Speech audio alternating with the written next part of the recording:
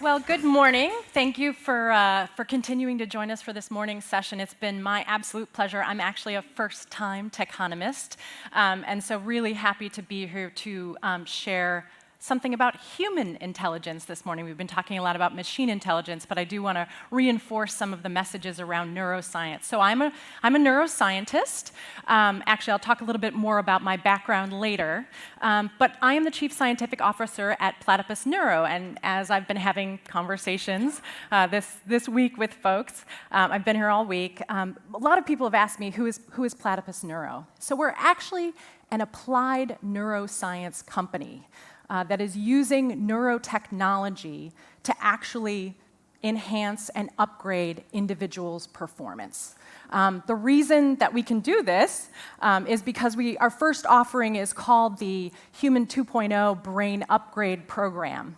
And so what we're actually doing is assessing individuals, measuring their brain activity, and then actually helping them induce that plasticity that we actually heard about earlier this week to actually enhance their performance. One of the reasons, so a little bit about me, I'm actually a former DARPA program manager, so I'm a neuroscientist who specialized in human performance in the defense industry. And so we actually developed a lot of technologies around training, enhancement, accelerated learning that actually allow us to now roll this out into the commercial space. So we've been around just a little less than 3 years. I've been there, I'm one of the co-founders, and so very excited about this technology. So why, when we talk about an upgrade, when I talk about Human 2.0, right, we saw those beautiful charts from Tristan yesterday, right? You saw the curve of technology going up like this, you saw the curve of humanity going down like this, right? And so traditionally, we've always relied on technology to give us an upgrade. But essentially, we're kind of at that point in our life cycle here where technology is no longer an upgrade to us in so many ways, it's actually an overload. So if you saw the little sort of icon that Tristan had for overload, we're essentially at the point where technology pretty much is overwhelming us. It's not actually helping us that much anymore. And so one of the things that we know about plasticity, neuroplasticity, is that we actually have the ability to rewire our brains. And so one of the things that we're talking about, why we're talking about an upgrade, is that we can actually now think about upgrading our brains in maybe the same way that we thought about upgrading our technology. So here's just a quick snapshot of the Human 2.0 brain upgrade. So the first thing that we do is we actually use very advanced brain sensing technology. It's non-invasive, so it's all external to the brain. But we actually use that technology to measure the individual's brain in real time while they're performing a battery of fairly simple tasks. What that allows us to do is actually put together essentially a map of their performance, not just their behavioral performance, but their brain performance that will then point to the ways that we can actually help them upgrade themselves. So then we implement a training program that involves both cognitive training, so brain training, right, but very scientifically efficacious, and neurofeedback paradigms that allow the individual to then engage in this upgrade themselves. And then what we do is we come back, we track that, we're actually able to see not only the changes in performance, productivity, whatever it is, right, but actually in the context of their brain networks changing themselves. So we've been working with professional sports clients, corporate executives, financial traders, in ways of actually getting them sort of up into new levels of performance, again, using human intelligence. I just wanted to provide a couple, one sort of piece of data. So this is actually from one of our corporate partners, Fujitsu Labs, in Sunnyvale, California, so a local company. And we actually engaged in an entire study with some of their corporate executives around actually implementing this brain upgrade program. So we recruited them. We actually did the whole study in the office, so we weren't in a lab. There was no need to be tucked away. We did everything at their offices. We scanned their brains. We built maps of how their performance looked. We then put them on their individualized brain upgrade programs, and actually saw at the end of 6 weeks, so this is about a half hour of training a day approximately, didn't have to be every day, but at least 5 days a week, 6 weeks of training, they not only increase, so this is a measure of cognitive efficiency. It's a measure of both how quickly you respond to things, but also how accurately you do. So as you add cognitive complexity to tasks, you often see people slow down, right? And of course, we age a little bit. As we age a little bit, we also slow down. So we actually saw an increase in cognitive efficiency after just 6 weeks of training, but even more impressively, we actually saw their brain networks change. So we actually saw their brains become more efficient at processing information, essentially meaning that their attention got better. In some cases, their memory actually got better, even though we didn't explicitly train for that. So it's really important to me that we also see the changes in the brain networks in addition to those behavior changes, right? And so then finally, one of the things was also self-report, right? So individuals who have participated in the program and have continued to participate in the program actually say that they can actually feel those changes, which I think is one of the most important things associated with this. And then finally, I just wanted to give a future-facing statement. So the work that I showed you was actually a sort of our first offering, one of our first products. But the promise of neurotechnology is squarely on message with what we've been talking about here at Techonomy over the last few days. These technologies, these neurotechnologies, are not only going to be able to allow us to improve our own performance, but I believe that used sort of well and designed appropriately, they will actually be able to better connect us through shared humanity, through enhanced empathy, through human-machine teaming. So all of the topics that we've been talking about today, I think, are going to be enhanced by neurotechnology. And so one of the things I was thinking about as I was sitting here, I was like, how do we turn, you may have seen some neuroscience technologies or other things around, and I said, how do I turn, what we're doing is we're turning neuroscience from a sort of a novelty to a necessity. And I think that's where we're headed. So thank you very much.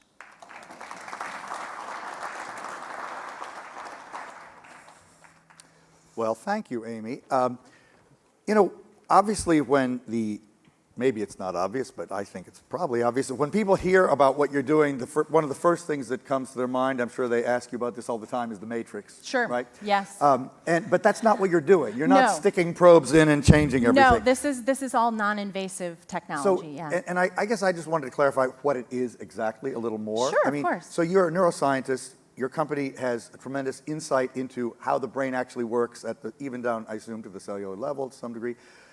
But the way you manifest that knowledge in the behavioral modification is through gaming and things like that. Yeah, right? it's essentially through, we can use games, we can use neurofeedback paradigms, meaning where an individual actually gets information about their brain state in real time and can use that to change their performance. We're starting to build, so obviously a lot of these things are either tablet-based or web-based or phone-based, but we're starting to build virtual reality applications as well. It's a very immersive environment that engages the brain. So yeah, lots of ways. Actually, there are many ways to stimulate plasticity in the brain. This just happens to be a very, very convenient and readily available one for working with these. Presumably, with these it could be made quite inexpensive en masse if society chose to do that, right? Absolutely. I mean, because it certainly raises questions about the educational system. If we know this, right? And obviously, at this point, you're early. It's probably controversial even to believe that it works. But let's just say that were proven or shown to be relatively reliable, wouldn't we feel some incentive to put this in all our schools, for example? Sure, yeah. So I often use this example, there's the old quote, like, why do people rob banks? It's because where the money is, right? One of the reasons that we're starting with elite performers is because we're trying to build the platform and build the industry, really, as we go.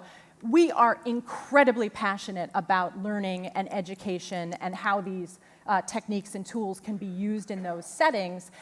It's just not, it's getting there, but it's not quite there yet. There are a lot of complexities in education for those of you that have ever tried to roll technology out into those environments. I mean, it's like both of my parents are teachers. Like roadblocks is more the word. So both of my parents are teachers. I'm passionate about education, but I think the delivery mechanism isn't quite there yet, but the science, I believe, will bear out and contribute well, there. Absolutely. Again, at the high end, there are elite schools being built all over the world that are very expensive.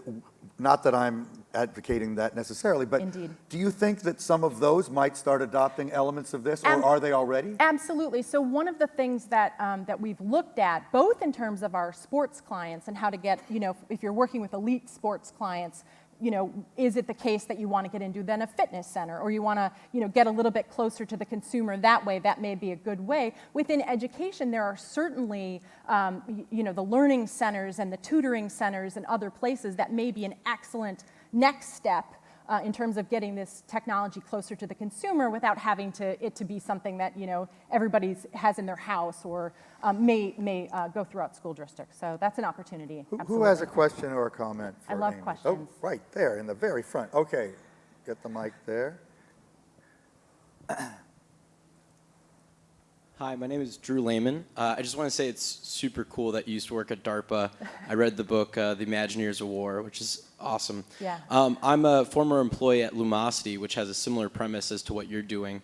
I'm curious to see how you guys are interpreting the results of your experiments and looking at it in the context of, are people just getting better at the game, Right. or how does that translate Drew, to thank you so much what for they're that doing? question. That's a great question. Thank you. I actually forgot to mention one point that was really critical, which is our assessment that we use sort of before and after training is entirely independent from the actual cognitive training tasks themselves. So not only are we confirming through an independent measure of assess and train, assess and track at the end, but then confirming with the brain data at the end really allows us to see how the brain networks have changed. So it's absolutely not just training to the tasks, because we measure on a separate task, and then also we have the brain activity itself to give us sort of more confidence about the changes that are happening. Thank you for that question. It's fabulous. Is there any element of geopolitics in this? We've talked a lot about U.S.-Chinese competition. Sure. I mean, is this an area where there is any kind of geographic specialization? Is there more progress in China? Where do you see interest elsewhere in the world? So neuroscience is probably one of the most internationally diverse fields. When our Society for Neuroscience conference gets together, it's 35 to 40,000 people from across the globe. I would say that progress is I always think that we're a little bit of ahead, primarily because of some large investments like the BRAIN Initiative and other things that the government has done. But absolutely, scientists throughout Asia, Europe, elsewhere have been making big advancements, both in terms of the technology itself, the hardware measurement technology, but also the uses for it and how it's being applied. So I guess I'm getting at the question that applies in so many areas these days. Is there any reason to worry that if we don't take up this kind of work more broadly in the United States, that other countries will bypass us in some way? Absolutely, yeah, Yes? absolutely. And the same is true of sports teams, I'm sure. But Oh, absolutely. but As a matter of fact, we're behind on sports. Okay. The U.S. system is behind on using neurotechnology and psychology in sports. So you are worried that we need to make sure we stay working because others Absolutely, will bypass us and gain more capabilities. That's a kind of a weird way to think about the world. It's like more, asymmetrical brain evolution or something like that. Well, but I mean, we are trying to build an industry here, right? We Yeah. are trying to build a neurotechnology industry that will impact, like I said, it'll turn it from a novelty to a necessity, right? We want to impact many lives. Wow. And to do that, we need platforms to do that. Well, thank you so much Thank for you coming for here to tell having us me. about This it. is so fabulous. We've Thank loved you. having you. Thank